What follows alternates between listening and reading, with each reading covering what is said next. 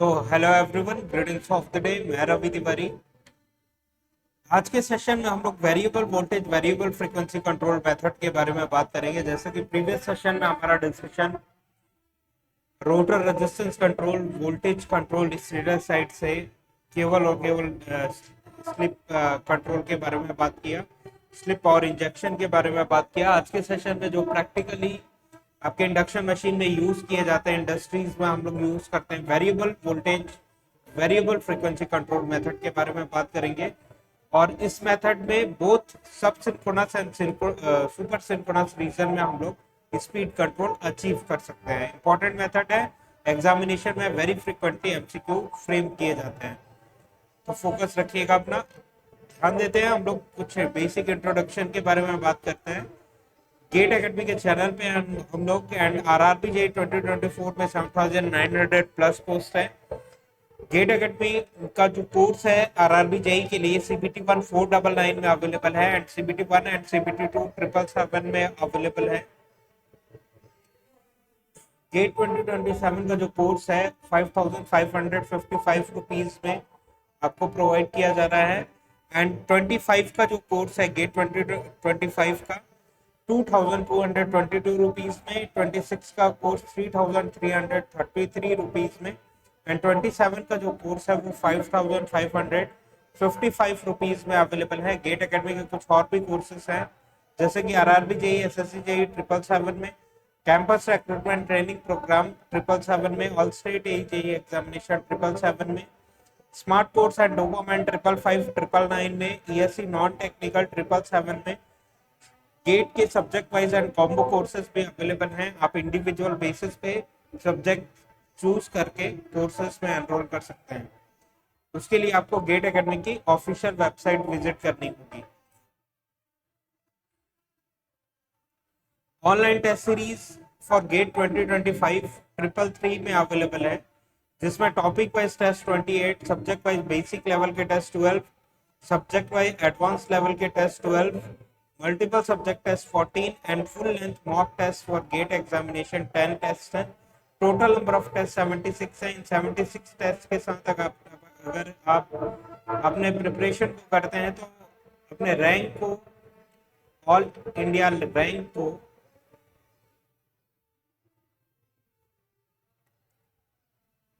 Boost कर सकते हैं, राइट। कि जो AIR 1, AIR 2, AIR 5 आ रहे हैं उनके साथ अपने रिजल्ट्स को कंपेयर करके कंपैरिजन बेसिस पे चीज़ों को रेक्टिफाई करते हुए अपने रैंक को एनहांस कर सकते हैं।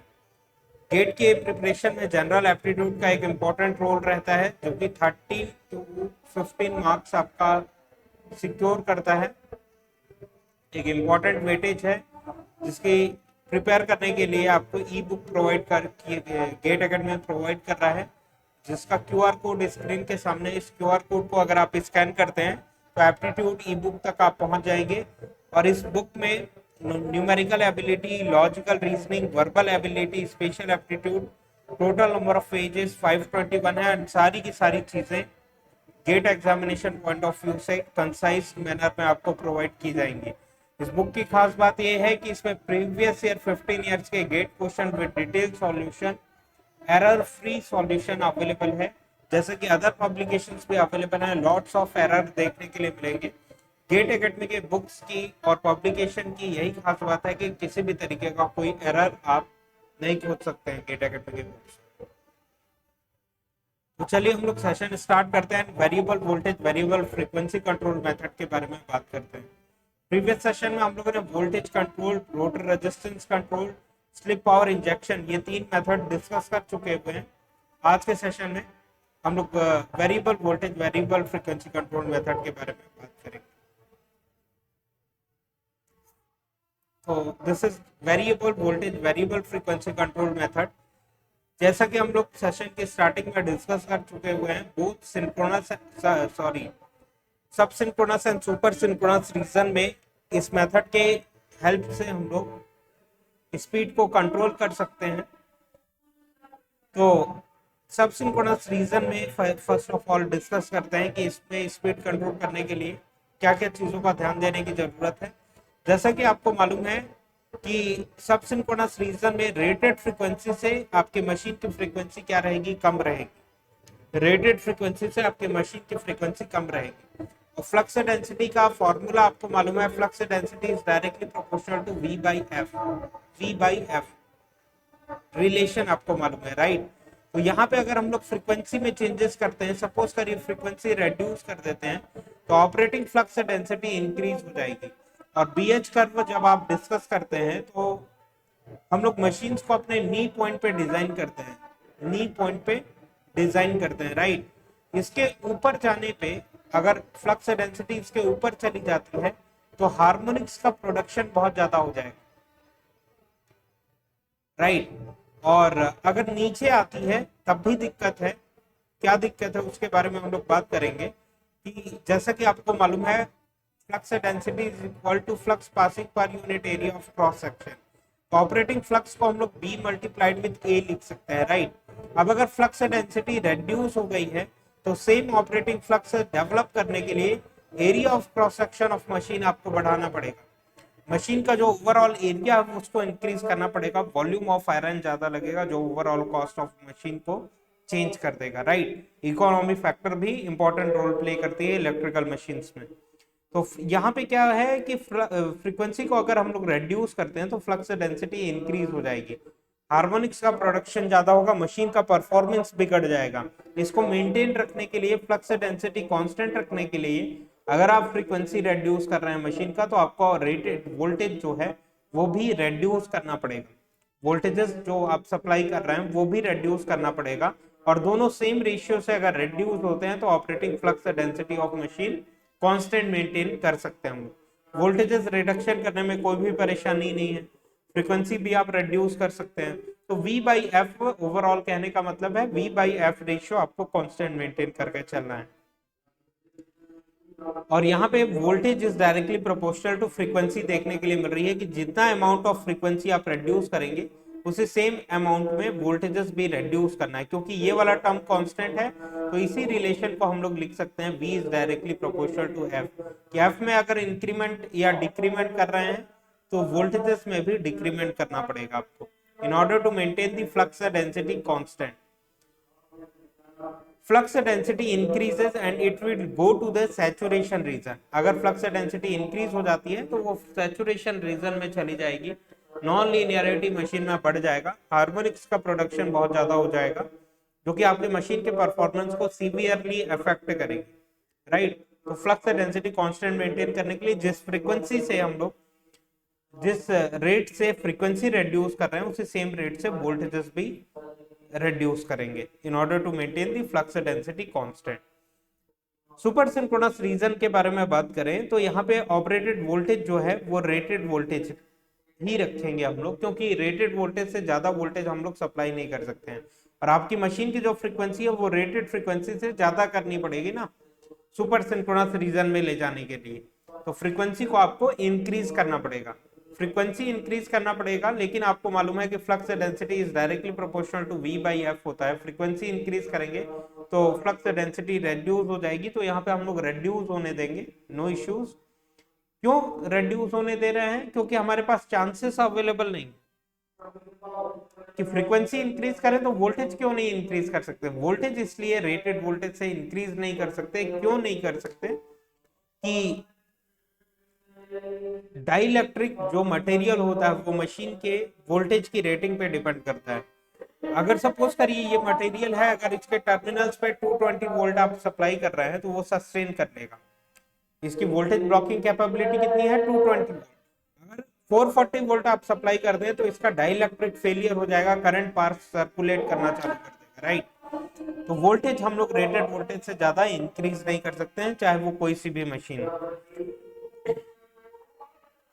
So here we can increase the frequency, but we cannot increase the rated voltage. Otherwise, dielectric failure happens in machine. तो ऑपरेटेड वोल्टेज क्या रहेगा? कांस्टेंट रहेगा। फ्रीक्वेंसी इंक्रीज करेंगे जिससे फ्लक्स डेंसिटी रिड्यूस हो जाएगी। ये एक्सेप्टेड है हमारे लिए।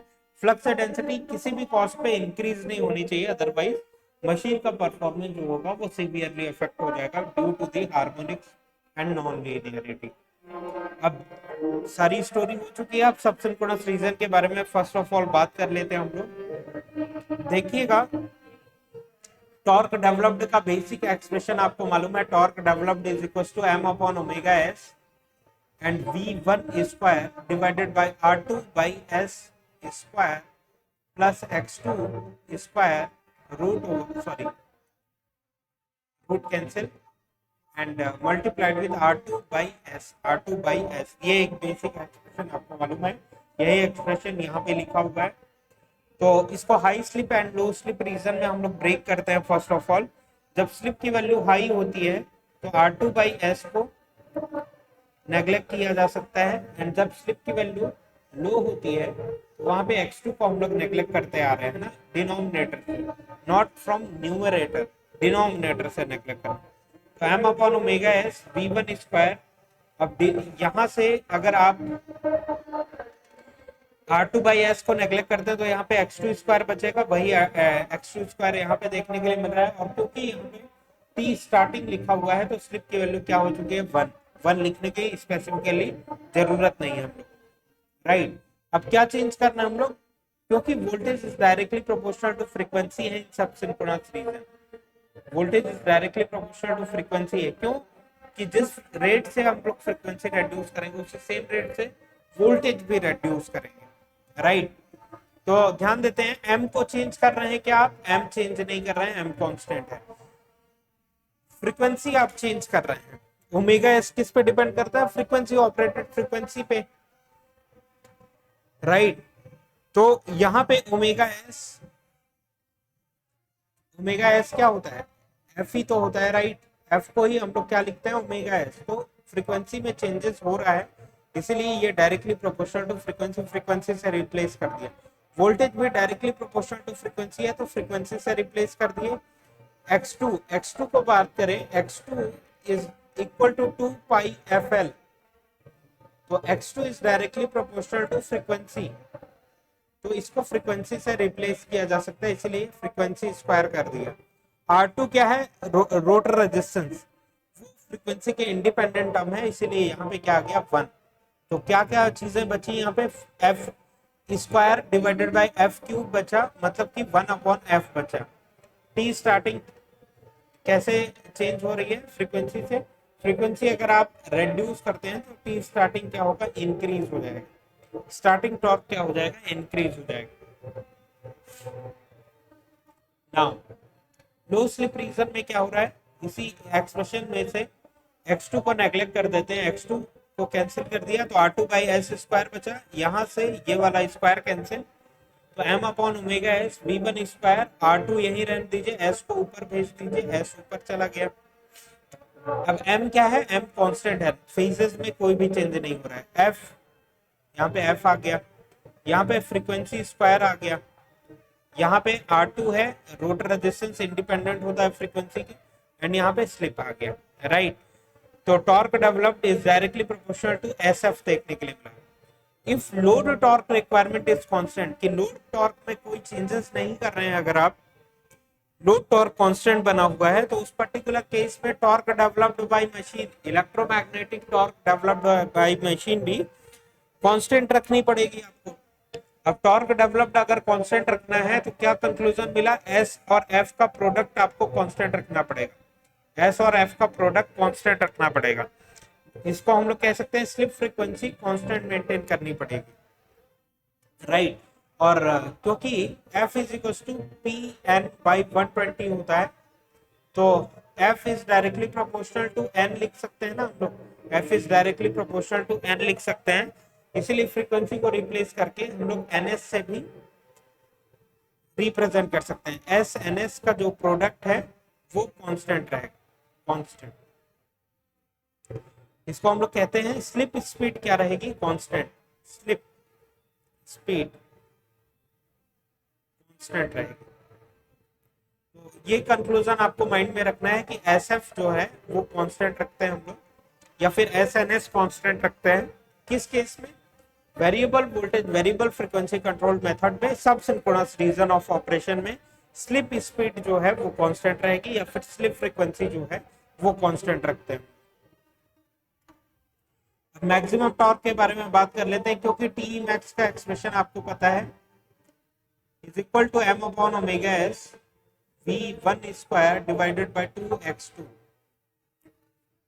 एम कांस्टेंट है, यहाँ पे फ्रीक्वेंसी से रिप्लेस कर दिया एफ, एंड ये फ्रीक्वेंसी से रिप्लेस कर दिए, फ्रीक्वेंसी स्क्वायर हो गया 2x2, 2 और ये एफ, एफ क्योंकि एक्स इज को डायरेक्टली प्रोपोर्शनल टू एफ होता है, इसलिए एफ से रिप्लेस किया जा सकता है। तो फ्रीक्वेंसी स्क्वायर कैंसिल, तो टी मैक्स क्या बच गया, कांस्टेंट बच गया, टी मैक्स कांस्टेंट बच गया। स्लिप एट विच मैक्सिमम टॉर्क अकर्स क्या होगा, R2 डिवाइडेड बाय X2 से हम लोग एक्सप्रेस करते हैं इसको। तो रोटर रेजिस्टेंस अगर कांस्टेंट है तो it is directly proportional to X2 is directly proportional to frequency, so X2 can be replaced with frequency. So slip at which maximum torque occurs will depends upon frequency, but torque,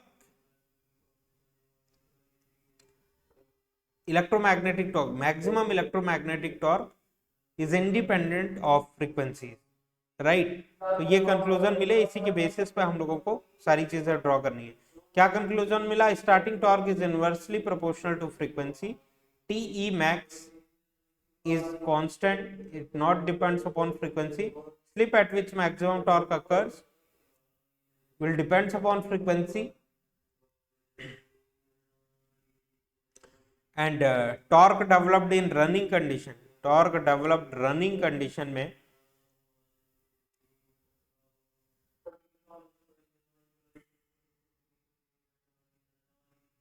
SF के directly proportional होगा, और torque developed अगर constant है तो SF का जो product है वो कांस्टेंट रहेगा, एंड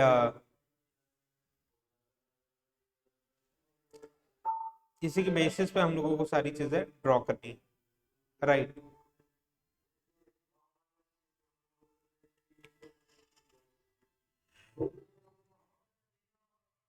देखिए नॉर्मल केस में टॉर्क स्पीड कैरेक्टरिस्टिक ये देखने के लिए मिल रही है कुछ इस तरीके से, राइट। अब हम लोग ये rated voltage rated frequency supply किए थे तो ये मिला। अब अगर फ्रीक्वेंसी को रेड्यूस कर देते हैं, जस्ट हाफ कर देते हैं, वोल्टेज को भी रेड्यूस कर देते हैं, तो स्टार्टिंग टॉर्क क्या हो जाएगा, फ्रीक्वेंसी के 2 टाइम्स रिडक्शन से स्टार्टिंग टॉर्क 2 टाइम्स इंक्रीज हो जाएगा, राइट। तो स्टार्टिंग टॉर्क पहले यहाँ पे था ब्लैक कलर के पेन से, अब रेड कलर के पेन से 2 टाइम्स ऑफ स्टार्टिंग यहाँ से ये चालू होगा, राइट। टी मैक्स में क्या चेंजेस है, ये कांस्टेंट बना रहेगा, तो इसका मैग्नीट्यूड कहाँ पे जाएगा, यहाँ पे जाएगा। स्लिप एट विच मैक्सिमम टॉर्क अकर्स, फ्रीक्वेंसी में अगर 2 टाइम्स रिडक्शन किए तो स्लिप एट विच maximum torque occurs 2 times increase हो जाएगा। तो देखिएगा यहाँ से हम लोग बात कर रहे थे, यहाँ पे फर्स्ट वाला SMT था, स्लिप एट विच मैक्सिमम टॉर्क अकर्स, स्लिप इस डायरेक्शन में इंक्रीज होता है ना, तो सेकंड स्लिप कहाँ पे आ गया, जस्ट डबल में आ गया, ये 2 टाइम्स SMT के बराबर आ जाएगा, 2 टाइम्स SMT के बराबर आ जाएगा, राइट, 2 टाइम्स SMT के बराबर आ जाएगा, यहाँ पे आएगा स्लिप एट विच मैक्सिमम टॉर्क अकर्स। तो ये यहाँ पे कहीं पे इसको ऐसे ज्वाइन करके रख सकते हैं हम लोग, राइट। अब सुपर सिंक्रोनस भी बात कर लेते हैं एंड देन सारी चीजें डिस्कस करेंगे हम लोग। सुपर सिंक्रोनस में क्या होता है, फ्रीक्वेंसी जो है आपकी मशीन की operated frequency greater than rated frequency होती है, ग्रेटर देन रेटेड फ्रीक्वेंसी होती है, जबकि ऑपरेटिंग वोल्टेज क्या रखेंगे हम लोग, कांस्टेंट। क्यों कांस्टेंट रखेंगे, क्योंकि रेटेड वोल्टेज से ज्यादा वोल्टेज हम लोग मशीन में सप्लाई नहीं कर सकते। M upon omega S V one square, ये एक्सप्रेशन आपको मालूम ही है। हाई स्लिप रीजन में अगर हम लोग बात करें, हाई स्लिप रीजन में तो टॉर्क डेवलप्ड को इस तरीके से प्लेस कर दिया, R2/X2 को नेग्लेक्ट कर दिया, सॉरी R2/S को नेग्लेक्ट कर दिया, यहाँ लो स्लिप में X2 को नेग्लेक्ट कर दिया, तो ये एक्सप्रेशन देखने के लिए मिला, यहाँ पे ये एक्सप्रेशन देखने के लिए मिला। अब M चेंज हो रहा है क्या, M कांस्टेंट है, ये डायरेक्टली प्रोपोर्शनल टू फ्रीक्वेंसी है, तो ये सारी चीजें स्लिप की वैल्यू यहाँ पे 1 हो गई, क्योंकि यहाँ पे T स्टार्टिंग लिखा हुआ है। अब ये M में कोई चेंजेस नहीं है, ये कांस्टेंट है, omega S directly proportional to frequency, voltage is not directly proportional to frequency. Super synchronous region में V is not directly proportional to frequency, ऐसा नहीं है, जबकि सब सिंक्रोनस रीजन में ऐसा था, voltage directly proportional to frequency थी। क्यों? क्योंकि V बाई एफ है, फ्रीक्वेंसी इंक्रीज करेंगे, फ्लक्स डेंसिटी डाउन हो रहा है, ऑपरेटिंग वोल्टेज क्या है? कांस्टेंट है, तो voltage is not directly proportional to frequency है यहाँ पे, राइट? वोल्टेज इज कांस्टेंट, और यहाँ पे ये x2 is equal to 2 pi F L, x2 can be directly proportional to frequency, frequency से रिप्लेस कर दिया, फ्रीक्वेंसी स्क्वायर आ गया, x2 स्क्वायर की जगह पे रोटर रेजिस्टेंस इंडिपेंडेंट होता है, तो f divided by F cube, तो 1 अपॉन एफ क्यूब आ गया, 1 अपॉन एफ क्यूब।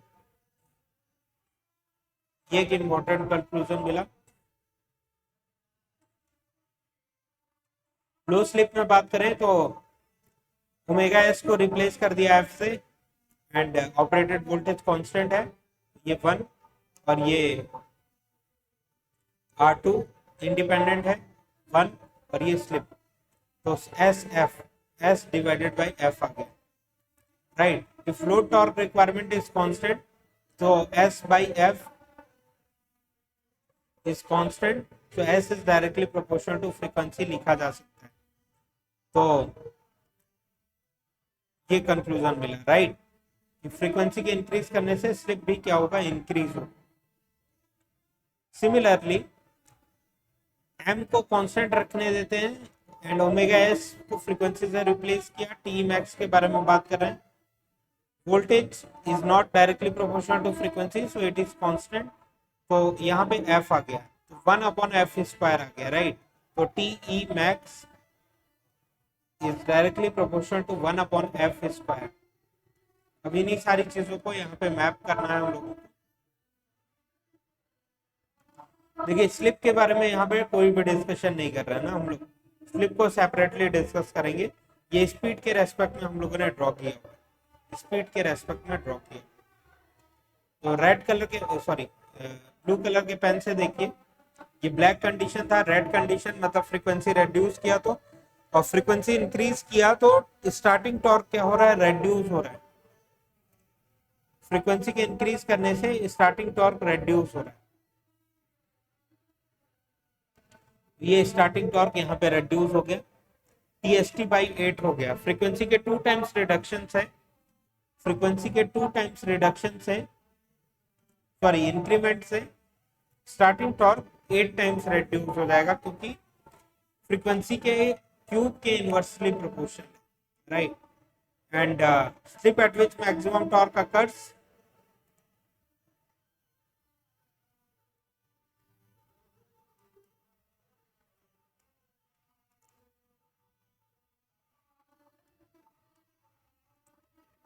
तो फ्रीक्वेंसी के इंक्रीज करने से स्लिप एट विच मैक्सिमम टॉर्क अकर्स रेड्यूस हो। तो प्रीवियसली स्लिप इस डायरेक्शन में इंक्रीज करता है, स्लिप एट विच मैक्सिमम टॉर्क अकर्स इस डायरेक्शन में इंक्रीज करता है, तो स्लिप का रिडक्शन किधर होगा? इधर होगा, तो यहाँ पे आपको मैक्सिमम इलेक्ट्रोमैग्नेटिक टॉर्क देखने के लिए मिलेगा, राइट? एंड टी मैक्स का जो मैग्नीट्यूड है, क्योंकि फ्रीक्वेंसी के इंक्रीमेंट से टी मैक्स अगर 2 टाइम्स फ्रीक्वेंसी इंक्रीज कर रही तो 4 टाइम्स टी मैक्स रेड्यूस कर जाएगा, तो ये 4 टाइम्स रेड्यूस हो गया, T max divided by 4, right? तो इस तरीके से ज्वाइन कर दिया, और यहाँ पे 2ns स्पीड देखने के लिए मिलेगी। जब यहाँ पे ns थी तो यहाँ पे 2ns हो जाएगी, और यहाँ पे स्पीड रेड्यूस हो जाएगा, ns/2 हो जाएगी, ns/2। अब स्लिप के रेस्पेक्ट में ड्रॉ करें तीनों चीजों को, तो देखिए नॉर्मल कंडीशन में स्लिप के रेस्पेक्ट में ऐसा ड्रॉ किया, फिर फ्रीक्वेंसी अगर रेड्यूस कर रहे हैं हम लोग, फ्रीक्वेंसी 2 टाइम्स रेड्यूस कर रहे हैं, तो स्टार्टिंग टॉर्क इंक्रीज हो रहा है, टी मैक्स सेम है, स्लिप एट विच मैक्सिमम टॉर्क अकर्स यहाँ पे देखने के लिए मिलेगा इंक्रीज हो रहा है, और ये इस तरीके से देखने के लिए मिल रहा है, if load torque requirement is constant. Frequency के इंक्रीज करने से स्टार्टिंग टॉर्क 8 टाइम्स रेड्यूस हो गया, and T max by 4 times reduce हो गया, and slip eight which maximum torque occurs increase हो गया, राइट। ये था variable voltage variable frequency control method. Next session में हम लोग चाहें तो इसका रिवीजन कर सकते हैं, और आप लोग एक बार ध्यान से देखिएगा, चीजों को जरूर एनालाइज करिए। आज के सेशन में इतना ही। कोई डाउट होता है तो कमेंट सेक्शन में आप पूछ सकते हैं, सारे डाउट्स आपके क्लियर किए जाएंगे।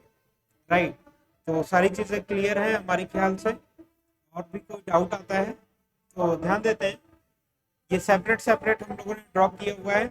ये स्पीड के रेस्पेक्ट में ड्रॉ किया हुआ है, और ये स्लिप के रेस्पेक्ट में ड्रॉ किया हुआ है, स्लिप के रेस्पेक्ट में। और ऑल प्रैक्टिकल पर्पस में स्पीड कंट्रोल करने के लिए इंडक्शन मशीन का variable voltage variable frequency control method ही हम लोग यूज करते हैं। Thank you very much for this session. Next session में अगेन हम लोग मिलते हैं ब्यूटीफुल डिस्कशन के साथ।